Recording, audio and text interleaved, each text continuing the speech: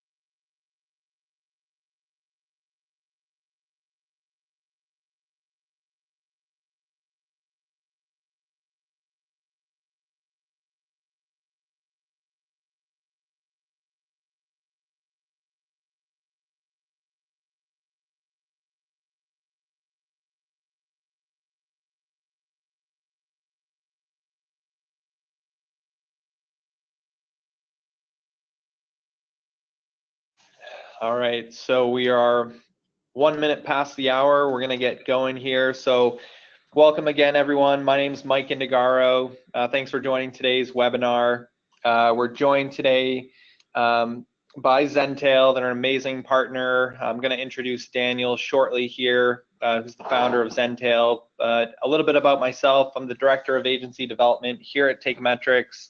I've been working with brands exclusively for the last 4 or 5 years, and recently developed our agency channel where I'm helping advise agencies that are also working with brands on advertising, inventory management, multi-channel growth, etc. So I'm very excited to be here. And without further ado, Daniel, you want to introduce yourself? Yep, thanks very much, Mike. It's great to be here on the webinar. Definitely excited about what we'll be covering today. So just a short snippet about myself. Mainly focused on helping growth stage and enterprise brands and authorized resellers leverage our platform to implement smarter workflows that reduce costs, grow revenues, and the all-important concept that we like to focus on is diversifying sales channel mix online. Awesome. And can you give a little bit of background for those that are maybe not so familiar with Zentail? What do you guys offer? Yeah, absolutely. So Zentail is a commerce operations management platform. We like to think about Zentail as sort of like an operating system where you can centrally manage your product information, inventory synchronization, pricing strategy, and delivering great experiences to your customers, quarterbacking orders to the right fulfillment centers. It's really that central e-commerce brain to help grow your business. Awesome stuff. So today we're going to talk about a lot of topics. We mostly talk about the flywheel over here at Teikametrics, but we want to go a little bit deeper. We want the flywheel to really help build a foundation of, there's so many different parts that go into it. One of those things being advertising, but a lot of what Daniel is going to focus on today is what it means to actually be a brand selling online. There's a lot of different definitions of e-commerce workflows, and he's going to give you some guidance there. We're also going to talk a lot about KPIs and how you should measure them, which ones you should consider, and then we'll round things out by talking a lot about advertising, looking at a couple of different advertising types like sponsor products and sponsor brands. when you should use one versus the other, and then we will finish with tying it all together. So let's start with the flywheel effect. Very basic. The concept is, you want to be thinking about inventory and advertising as a holistic part of your business, and not just thinking as, my advertising and the metrics that live in my Seller Central Campaign Manager are separate from my inventory management solution. You really want to think about the cause and effect of all those. And the Amazon flywheel effect is basically this picture, and we come into this a little bit with the data science aspect, but the whole theory is the more sales that you get, the higher sales rank you've got, which means you get more organic traffic and more data. Then when you pour on advertising, you get to increase your sales rank, you get to get more reviews and increase your traffic, because you're adding more traffic, you're getting more eyeballs on your pages. And this is a really good topic, because it's going to help you drive total revenue. And if you're an advertiser out there and you're using sponsor products, sponsor brands, you've got to be thinking about, how do I use advertising to generate total revenue and not just advertising revenue? And that's what we're going to talk about today, and some of the work that Zentail does. But I've shown you the basic flywheel effect for your whole business, but for the PPC flywheel, you really want to start with understanding your business metrics, study product level metrics. That's going to help you set marketing goals. And once you have those goals and you know which products to advertise, then you can actually go ahead and launch. We really suggest using automatic campaigns to explore. You then move those keywords over to the manual campaigns. There's all these different targeting types and strategies that you can use that we'll go through, using automation and strategically bidding on keywords, gather more data and repeat. All of this is really helpful and useful, but what you don't get in here is, okay, well, if I'm advertising so much, how does that actually impact my bottom line? Or how does it actually impact my inventory? And if you've got, only a set amount of units left in inventory, and you don't want to stock out, which should you focus on? Should you focus on using advertising to move those units, or is it more profitable to sell through those units organically? So those are all the things that we're going to talk about today. So I'll skip ahead to you, Daniel. A lot of people think about brands a little bit differently on Amazon. You've got, brands that are native to, just getting started on Amazon and creating a private label business. You've got other larger brands coming on and using Amazon as a channel. But I mean, what comes to mind when you describe to, stakeholders or customers of what it actually means to be a brand? Yeah, absolutely, Mike. And thanks for that overview. So when we think about branding, we think about what it means to define your brand. We really believe that your brand is what people say about you when you're not in the room, right? So let's think about product reviews, feedback rating, things on social that people are discussing about your brand. Are your products as advertised? Are you setting the right expectation with your product information that you're listing and the product that's being received? Is there something remarkable about your brand? Are you differentiated? And so consumer expectations are increasingly difficult to manage. If consumers don't get what they want when they want it, they're increasingly vocal. That ties into those product reviews and feedback reviews and social chatter. And one example here is, we're speaking with a premium lingerie brand that has a major inventory management issue that's causing overselling and premature stockouts. I can't wait for us to help them, because right now their customers are saying something along the lines of great products, but ... fill in the blanks, right? Is that going to result in a long customer lifetime, a high substantial customer lifetime value, or is the brand going to be moved on from and replaced by another brand that does things operationally at a higher level? Yeah, it's so spot on, and I love this next slide around the internet is a terrible place to sell. It's a great place to buy. I mean, what does this mean to you, Daniel? I mean, for me, I've got to take a step back and actually understand what you're actually saying here. But you know, as a brand, obviously, this is a crazy statement to know that selling is and actually is very hard and it's super complex. But from my perspective and just being an Amazon customer, the internet's made it so easy to buy. I mean, what's your perspective on all this? Yeah, absolutely. So let's think about this for a second. The internet is a terrible place to sell. It's a great place to buy. When was the last time someone from the internet came and interrupted you for you to buy that premium lingerie, for example, right? And you and I probably don't wear lingerie, but you get the point here. It's you have to be where your customers are when they're ready to buy, when they're researching, right? Consumers definitely have the upper hand now. It's super convenient to buy anything without leaving the couch. You can price match, you can discover, you can learn, you can compare. And so now more than ever, you need to be where your customers are when they're browsing and when they're buying.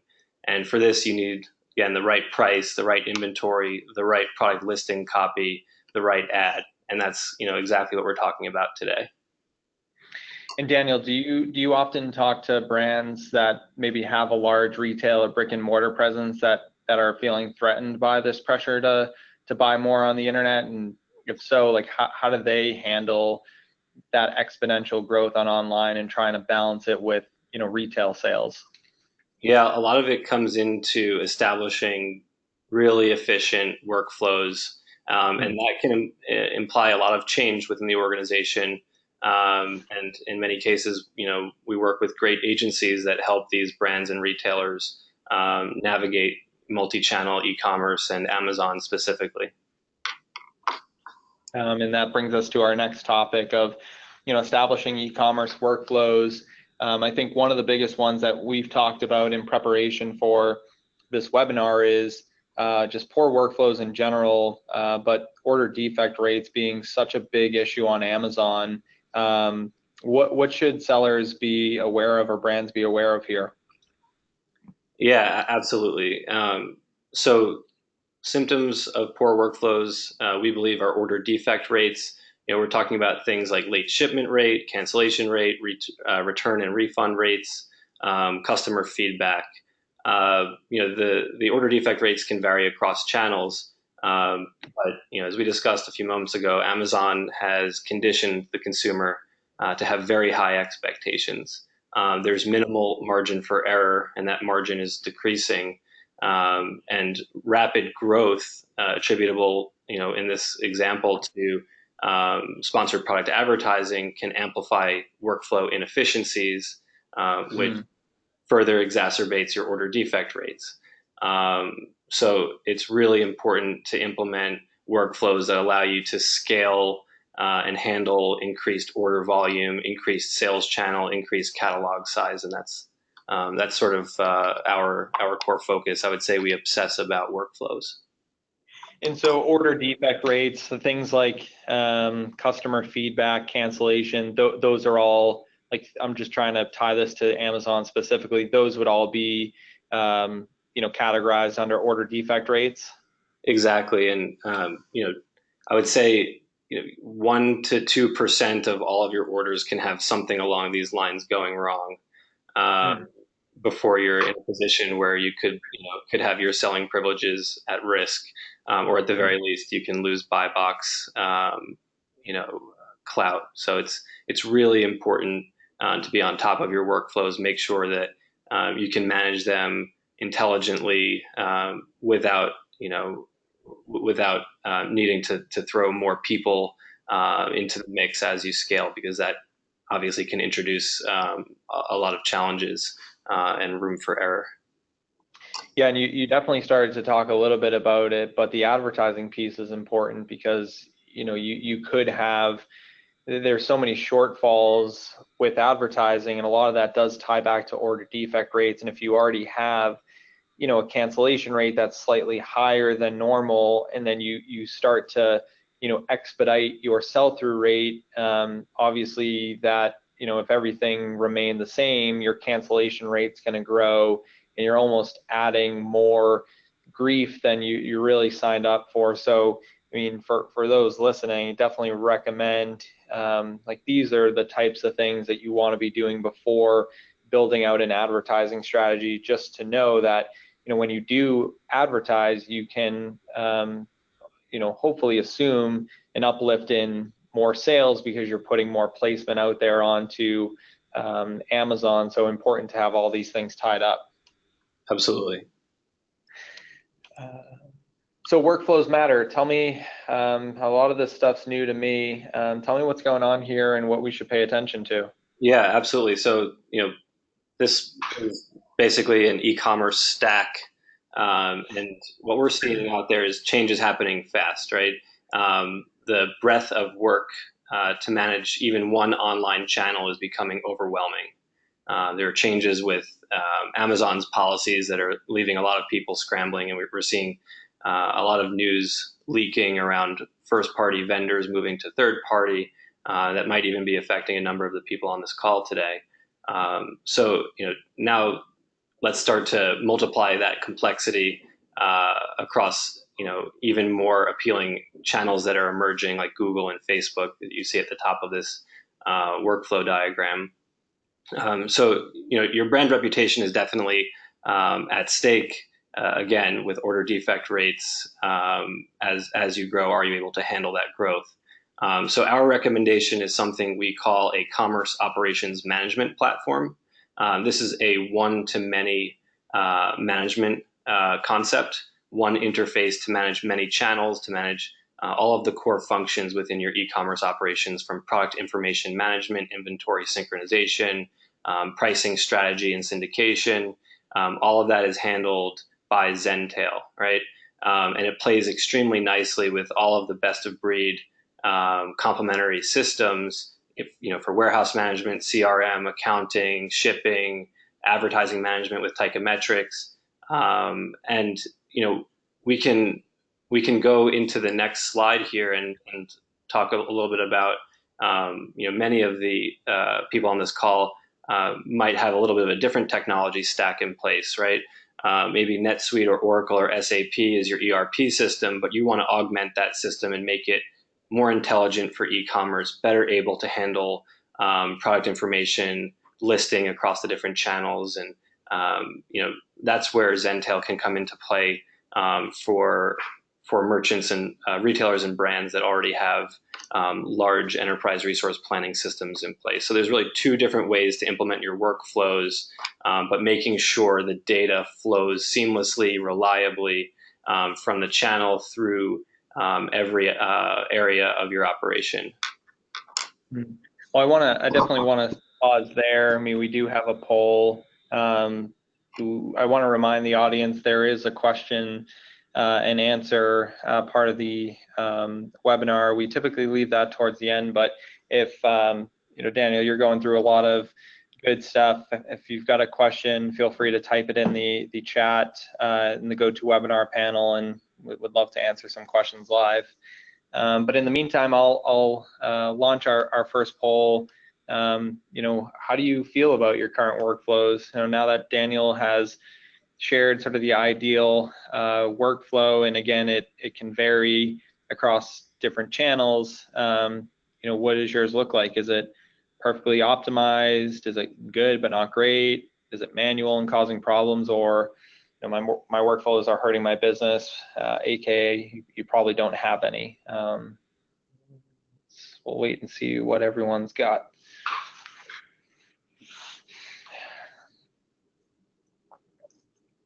So there's a few perfects out there. Seems like they might be Zentail customers, Daniel. Let's hope. I was going to make that joke. But, yeah, it's cool to see the data coming in here. So a lot are good but not great. So that's a good sign. I mean, people are definitely thinking about workflows, but they're maybe not fully optimized. I mean, Daniel, I want to spend a little bit of time here. I want to be a little bit selfish and me not knowing too much about the workflow side and the integrations, but what's your recommendation for someone that is just evaluating this for the first time? Like, how do you even begin? How do you understand, what integrations to set up, what metrics to track? Yeah, absolutely. So my favorite thing is visiting retailers and brands on site, just peering over their shoulder in their e-commerce department. What tabs are open, what are the things that they're doing manually that they don't need to be doing at all, that a computer could be doing, right? How could they be using their time better? How many clicks do certain things take? Now, when you look at picking and packing and fulfillment, if fulfillment is in-house, what does that look like? Are there ways that you can automate the sorting of orders for more intelligent picking? All of the different components of listing a product all the way through receiving the order and getting it out the door ties into the workflow, and then also providing after-sale customer support. So really pay attention to your team and to the different teams that you interact with to get a better sense for how manual is it, what could be automated, where are there things breaking down, where you have order defects that are associated with those certain functions that might be able to be improved. And what's the recommended, stage of the company or even stage of the products that would require a company to say, hey, we really need to adopt this workflow? Is it before the business is set up and you're getting those products to market, or is it reaching a certain SKU count or monthly revenue? How do you think about readiness for adopting maybe a more complex workflow like this? Yeah, so that's a great question. We're definitely from the school of thought from Y Combinator. I'm not sure if anybody here is familiar, but it's a very successful early stage technology investor, and they always impart the following feedback. The founders, the early employees of a company should be doing the things that don't scale and figuring out how to perfect them and automate them, right? So as you're just getting started, if you're still scaling up to $1 million, $2 million, $3 million in revenue, and you're only on one channel, you don't really need to have a tremendous amount of technology and automation in place. But certainly before you start investing heavily in advertising, before you start committing to expanding your channels beyond Amazon, you really need to have automation in place and really refined workflows so that you can scale without risking your existing channels and the sales performance on them. I like that. So jumping into the next topic, KPIs we think more people should care about. We'll start with the first one here, revenue per SKU. I think of revenue per SKU as obviously the basics of how productive that SKU is on the channel. What context can you add to this? Can you give us a few examples of maybe like why is revenue per SKU something that should be tracked? Yeah, absolutely. Great thing to talk about here, Mike. So, I asked the following question, are your SKUs generating enough profit to cover your investment of resources, time, money? Your revenue per SKU really should vary based on your gross margin. So there really is no perfect answer on what should that target revenue per SKU be. With the exception of the clothing category, the most successful brands that we see tend to have focused catalogs and annual revenue of upwards of $100,000 per SKU. They tend to kill the SKUs that are not on track to meet this benchmark. And then revenues per SKU is going to be lower for authorized resellers, as low as $1,000 in annual revenue per SKU, since there's lower underlying costs. You're not creating new products. You're not controlling the marketing of those products. You're simply listing those products. And so there's a much lower threshold for it to be worthwhile to have a SKU in your catalog. And then certain concepts like kitting and bundling help to optimize your revenue per SKU and your average order value. And so Zentail allows retailers to virtually kit and bundle their products that are then picked at the underlying SKU level wherever they're being fulfilled from. So this makes it really easy without having to pre-assemble your kits to experiment with different combinations for your kits and your bundles that offer more value to the consumer. So those two concepts of kitting and bundling tie in really nicely into optimizing your revenue per SKU. Cool. And then, the next one, you're managing revenue at the SKU level, but then this one is revenue per employee, which to me is something that really measures efficiency of the company. How is revenue per employee impactful on maybe decisions that are made at the company, and how do you manage it? Maybe if you can give us an example of a company that has tracked revenue per employee. Yeah, absolutely. So again, you hit the nail on the head. This is a perfect benchmark, in my opinion, for a company's efficiency. You take your annual revenue and you divide it by your number of employees. It's that simple. If you're a much larger company, maybe you divide it by the number of employees that are in your e-commerce operations, from product creation and product listing all the way through fulfillment and customer support. So this number will certainly vary greatly based on how you fulfill your orders, for example. $500,000 in annual revenue per employee is a good number for companies that operate their own direct-to-consumer fulfillment. Obviously, a lot more employees in that type of a workflow, and $1 million is a good number for companies that outsource their fulfillment. And so, an example that I'm really excited about is a company that started using Zentail when their revenue per employee was at about $320,000 per year. That was an $8 million business with 25 employees. They were doing their own direct-to-consumer fulfillment, so they really weren't at that $500,000 threshold that we like to see. Today, they're an $18.5 million business, probably will hit 20 million before the end of the year, and they have 30 employees, right? So that's over $616,000 per employee now in revenue per employee. That means they grew 131%. While only growing their headcount by 20%.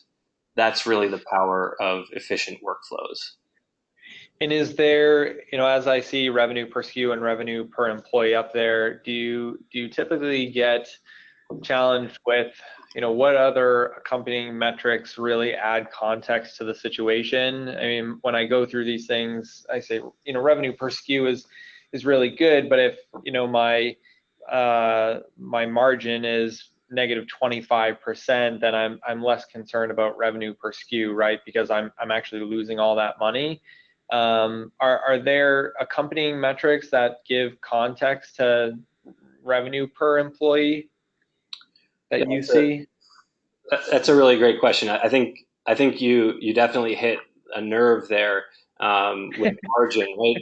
And commoditization is happening rapidly across product categories, driven by just the way Amazon is forcing us to operate, right? And so if you don't have positive gross margins and net margins, it's hard to justify doing what you're doing to begin with, right? And in order to strengthen your margins, increase your margins, and really get that flywheel running, to be more competitive, even if you need to lower your prices slightly, to have more efficient workflows, more efficient operations, will support those margins without having them compressed too sharply. And the next two I really like, customer lifetime value and customer acquisition costs. My favorite is customer acquisition cost, and that one's going to be pretty imperative to some of the work that you'll do on the advertising side. But how is customer lifetime value typically measured from your perspective, Daniel? Yeah, absolutely. I'm excited to get into customer lifetime value. I think a lot about this, probably more than I'd like to admit. It's kind of fun to geek out on. But how much does each incremental customer contribute to your business over their lifetime, right? And this is on a profit basis. So the calculation here, back of the napkin, is the number of orders over the number of unique customers equals your orders per customer. Multiply that out by your average order value and multiply that by your gross margin. That equals your customer lifetime value. Maybe we'll send a follow-up with this very basic formula. But your customer lifetime value is optimized by the remarkability of your brand and your product. Is this something that people are going to clearly want to buy multiple times? It's optimized by margin expansion through more efficient workflows, because customer lifetime value really should be thought of from a profit basis. So if you have more efficient workflows, you have reduced overhead, you have higher margins, you have higher customer lifetime value. And you can't really leave out at all the importance of marketing efforts. Once you acquire that customer, which we're going to talk about customer acquisition costs, how are you marketing to those customers consistently with the right message, the right frequency, to get them to engage with your brand and buy more over their lifetime. And that's really what optimizes your customer lifetime value.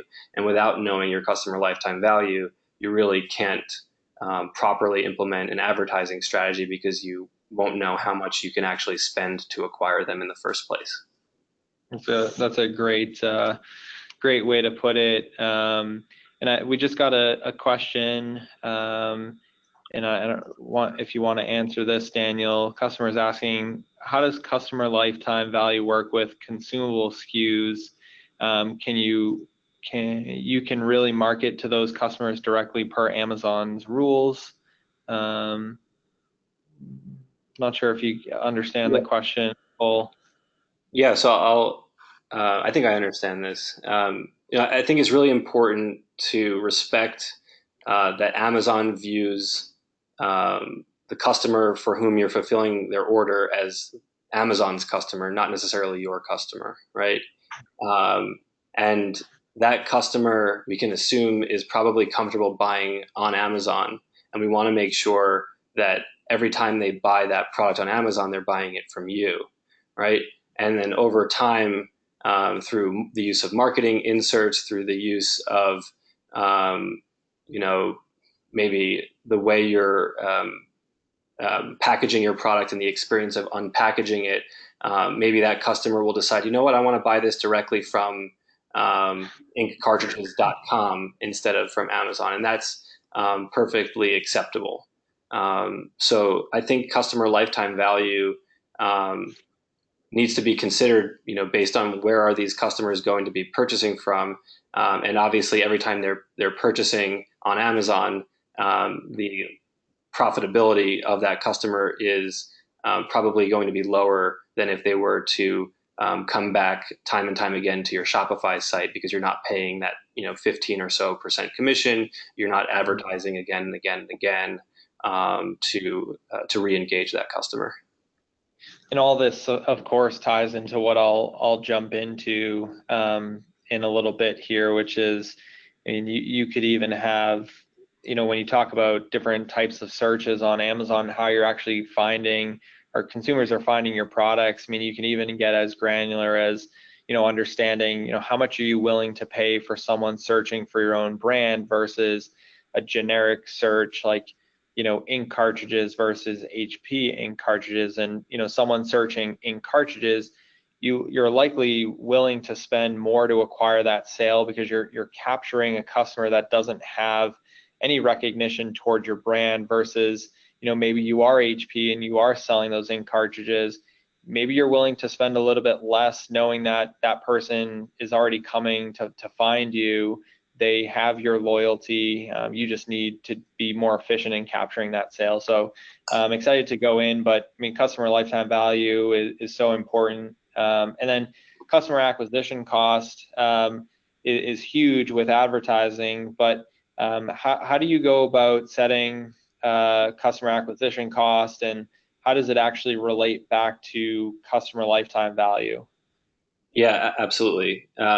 So once you understand your customer lifetime value, you can safely and confidently set your target customer acquisition cost, or CAC.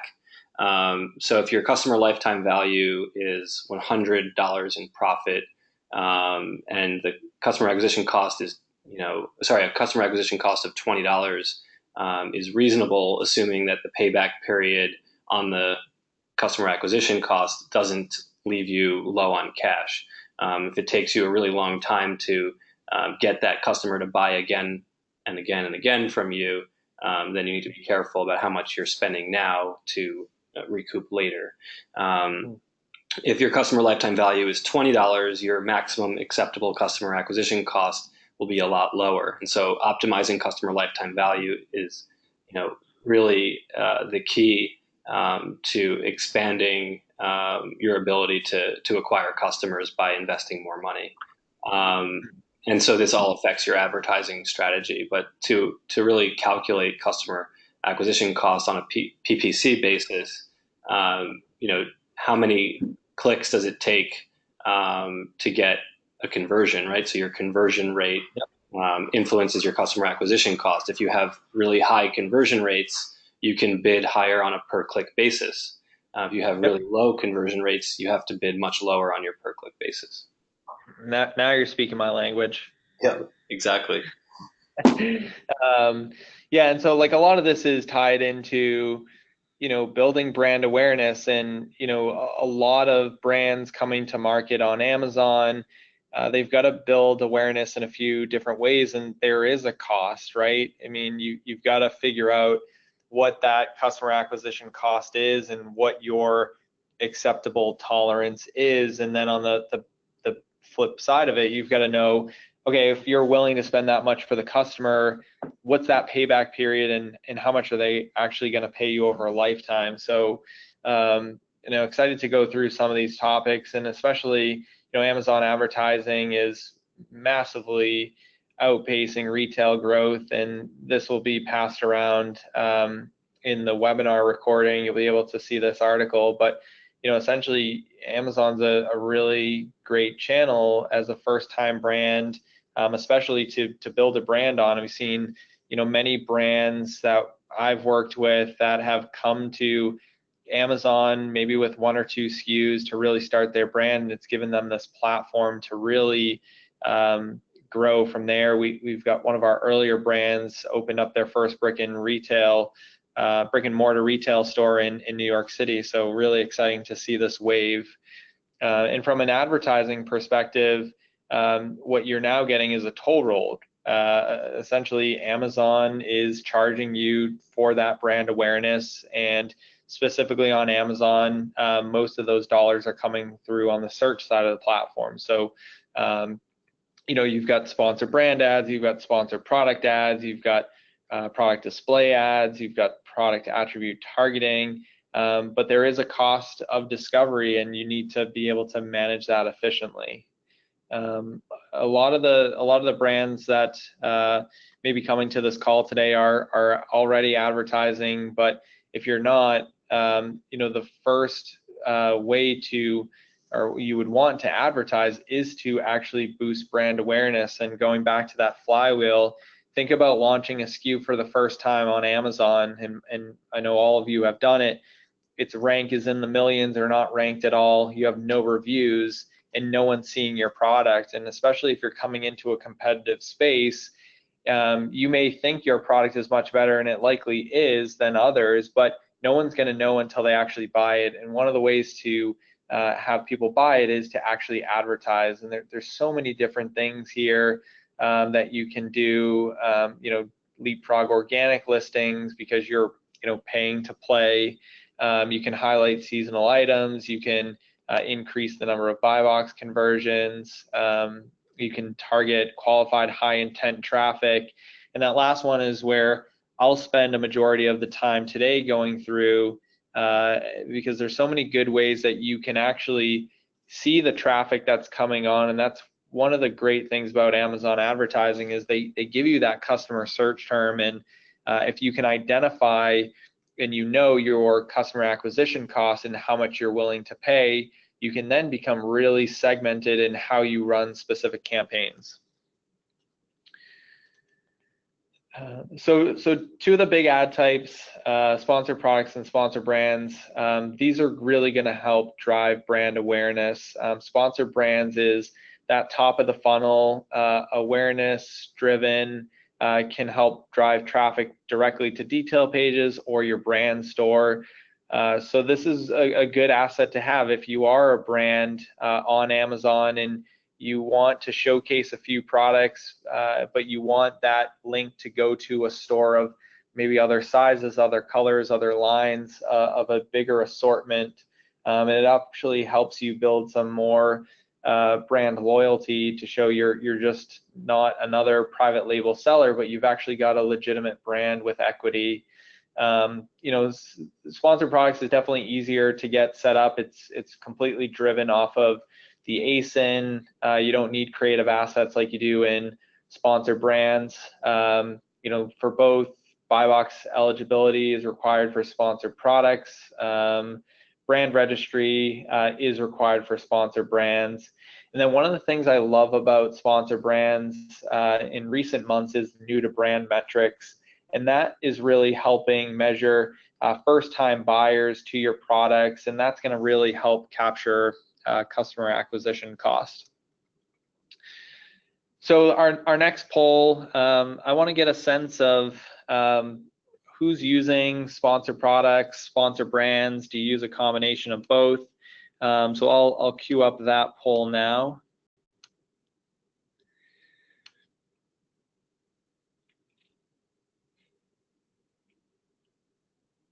So let us know, maybe you don't use Amazon advertising yet, maybe you only use sponsored products, maybe you only use sponsored brands, or you use a combination of all. Daniel, what's your perception on advertising over the last few years? What have you noticed? What are some of the things that you've seen sellers talk about as being great things about advertising, or maybe some shortfalls of Amazon advertising? Yeah, I think the slide that you showed in the beginning of this section, where everything above the fold is a sponsored product. If you're a brand, advertising is increasingly important. If you listen to the Amazon earnings calls, advertising is really a major focus. And it's not just Amazon, Google as well. Challenge anybody to do a basic Google search either on desktop or mobile and find an organic result that shows up above the fold without having to scroll down. So it's unfortunately just a price of doing business now, but it's also a huge asset if you can do it better than your competitors. Absolutely. So it looks like 52% of you only use sponsored products, and then the other half, give or take, uses a combination of all ad types. So that's really good. No one in the sponsored brands only bucket, which is good to see. So I'll go ahead and hide those results, and moving on to topic 6. So segmenting campaigns by audience search terms. So this is now really getting into building campaigns that are highly intentive towards certain audiences. And again, like the comment I made earlier, Daniel, about your customer acquisition cost is so important. And I think on the advertising side, you can get really crazy in knowing the search terms of your customers, and then how to target and maybe even set up customer acquisition goals, not even at the product level, but even at the search level or audience level.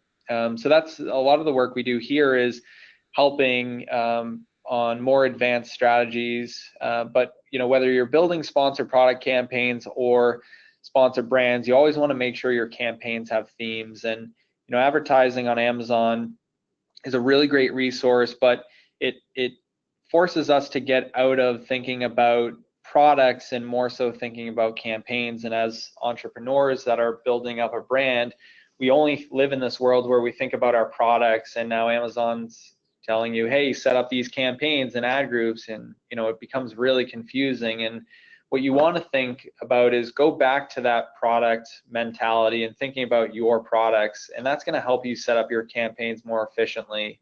So when in doubt, always go back to this sort of guide, which is group your products by similar attributes. Then you want to group them by gross percentage. Then you want to group them by price, and then goal and objective.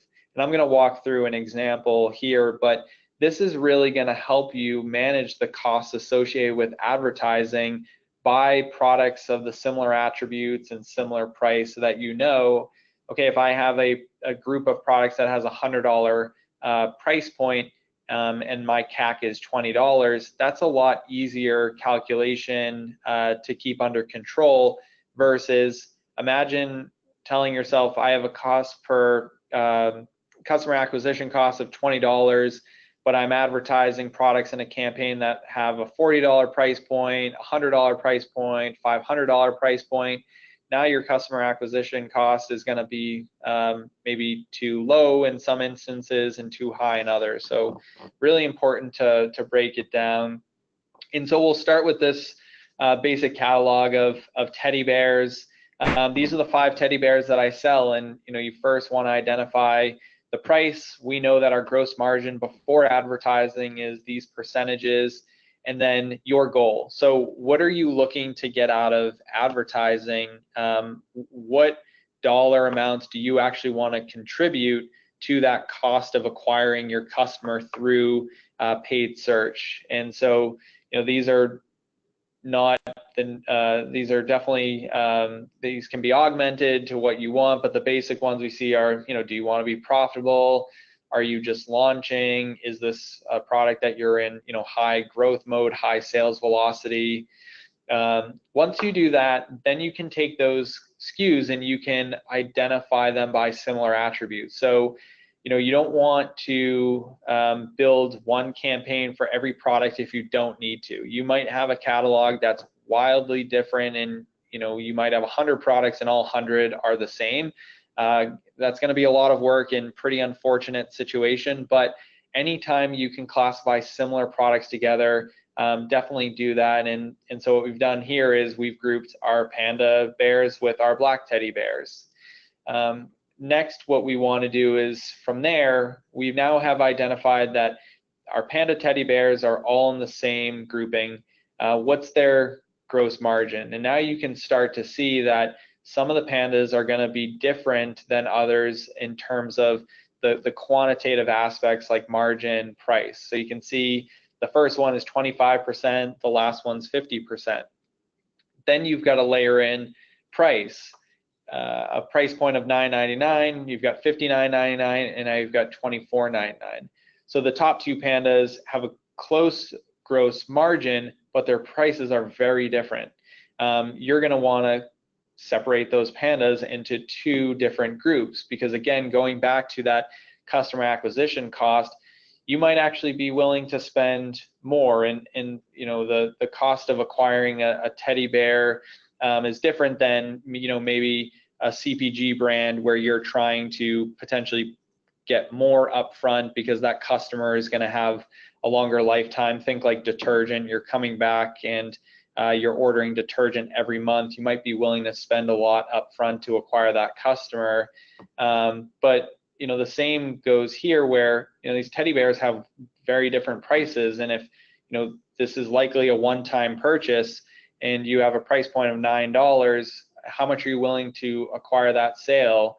You're definitely going to want to spend more on the $59 price point because you have more margin to work with.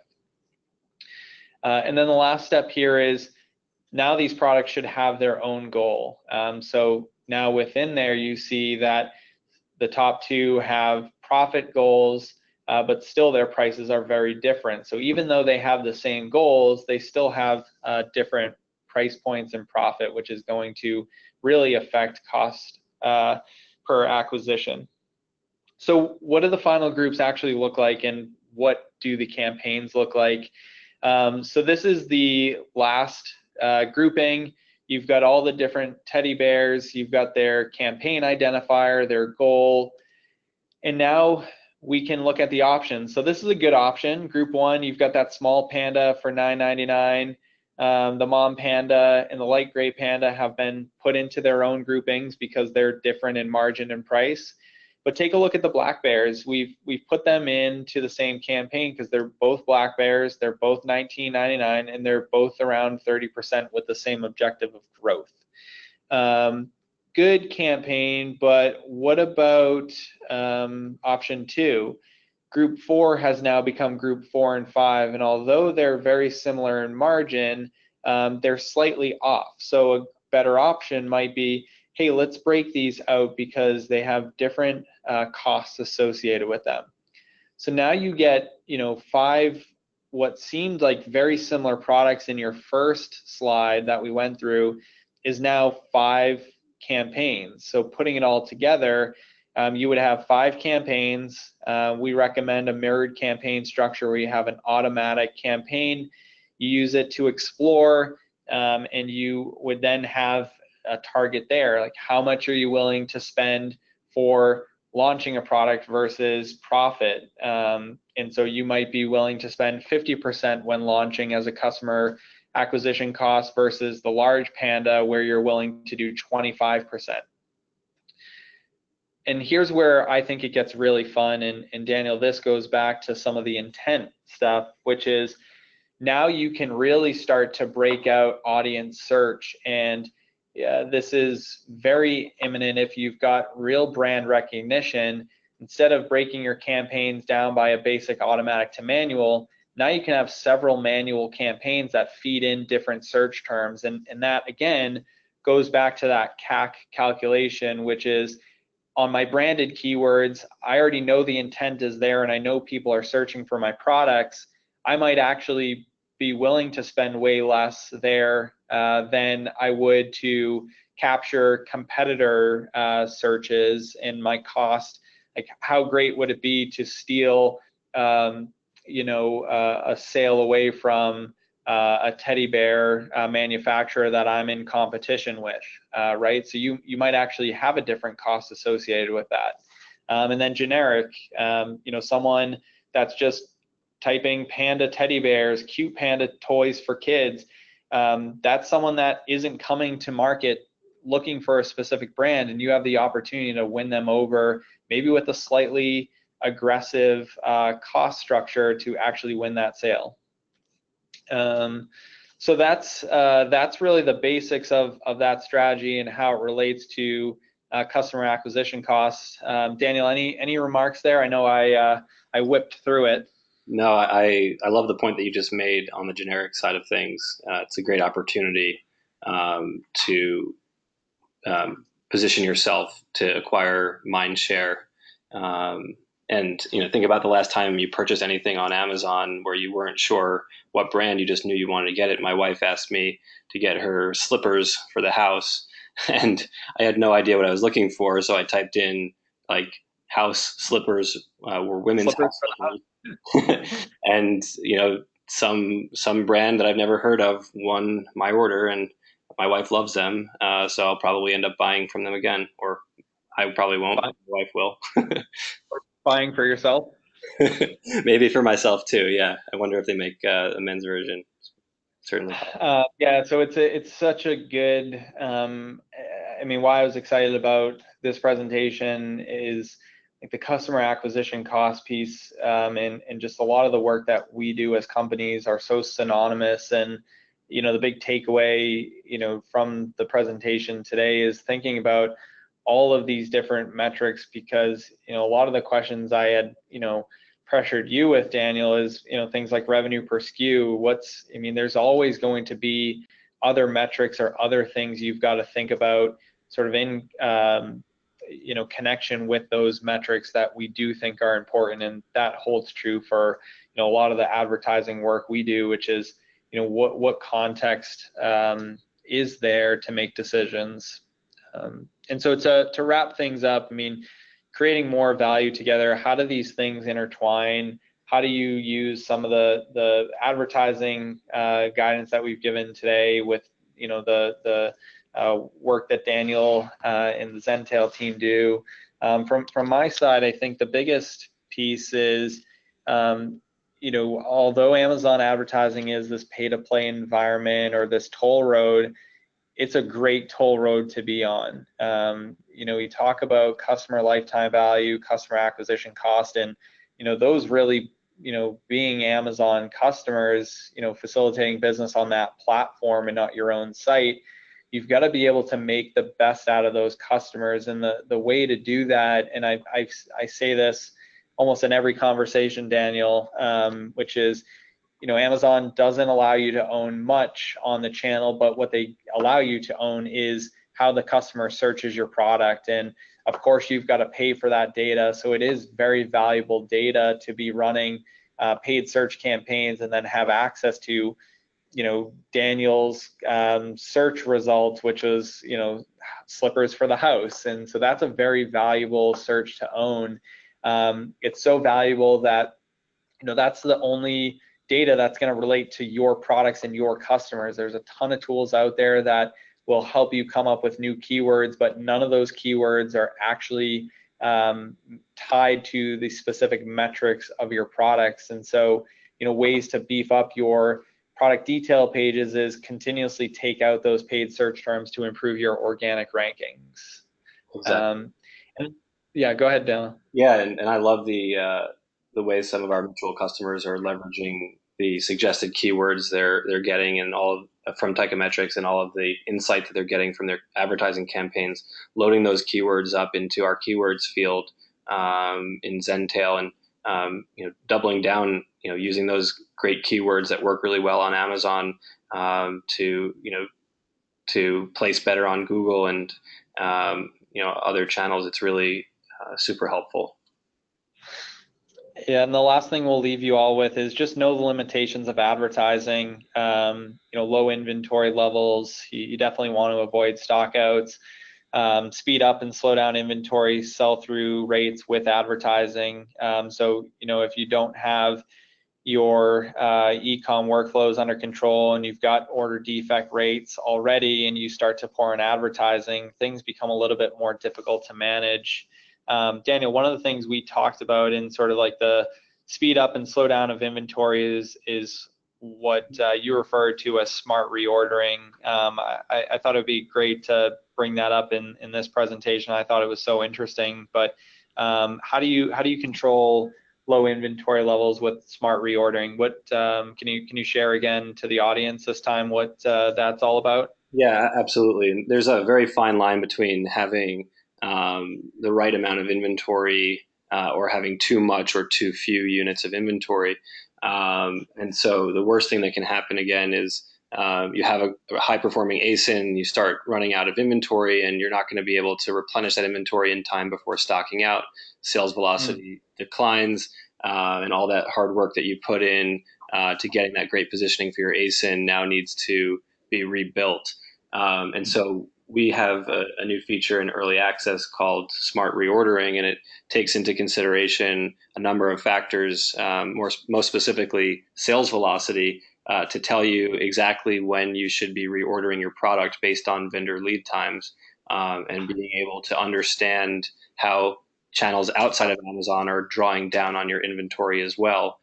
So as you add more channels, there's more complexity to manage, and getting it right on the inventory forecasting side, it becomes more difficult. That's such a good point. And the CAC piece to put an end to the presentation today is so important. The one thing I didn't leave out in my conversation was, this really helps inform your tolerance for spend. And if you find yourself in a position where you're adjusting keyword bids for campaigns, this is where we see a lot of risk and a lot of sellers blowing money, and essentially because they don't understand what their CAC is or should be, and then they go to market maybe spending $10, $12 on a keyword bid, and by the time they know it, it's costing $50, $60 to acquire a sale at a price of $5. And so, that might be okay if you then know your customer lifetime value, and is the $60 that you spend actually going to be repaid by that customer over the lifetime. So all those things are very important to think about. And we're just at the end here, so I want to leave you all with a few takeaways from the presentation today. But Daniel, thank you so much for jumping on, joining us today. It was really great just spending time with you over the last couple of weeks, getting to know Zentail a little bit better. And I think we've got a lot of good points here for brands to take away. So thank you again. Yeah, thanks so much for having us. And before people leave this webinar, we have a special offer for anybody that wants to learn more about Zentail. Yeah, awesome. I've got that pulled up here. I'll drop a link in the chat, but it's go.zentail.com/Teikametrics-offer. That will be sent out in the replay webinar. But thanks everyone for showing up today. Really appreciate you spending some time with Daniel and I. And of course, if you're interested in Amazon advertising, listeners can get a free 30-day trial. So thanks everyone. Have a great day. Thank you again, Daniel. Take care.